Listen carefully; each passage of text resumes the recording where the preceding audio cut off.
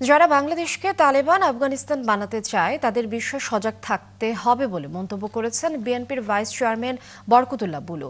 শনিবার বিকালে নোয়াখালীর সোনাইমুড়ি উপজেলার নাটেশ্বর ইউনিয়নের মির্জানগর গ্রামে বেগম খালেদা জিয়া আত্মার মাগফিরাত কামনায় দোয়া মিলাদ অনুষ্ঠান শেষে এসব কথা বলেন তিনি।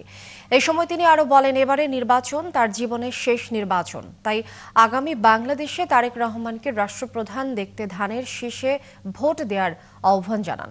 অনুষ্ঠানে উপস্থিত ছিলেন বিএনপির কেন্দ্রীয় নির্বাহী কমিটির সদস্য অ্যাডভোকেট আব্দুর রহিম, চৌমোহনী পৌর বিএনপির আহ্বায়ক জহির উদ্দিন হারুন, দলের নেতাকর্মী সহ অনেকে।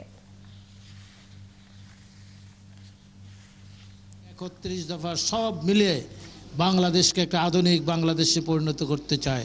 আর যারা বাংলাদেশকে একটি তালেবান রাষ্ট্রে পরিণত করতে চান, আফগানিস্তান বানাতে চান, ইরাক, সিরিয়া, লিবিয়া বানাতে চান, ইরান বানাতে চান, তাদের ব্যাপারে আমাদের হুঁশিয়ার থাকতে হবে।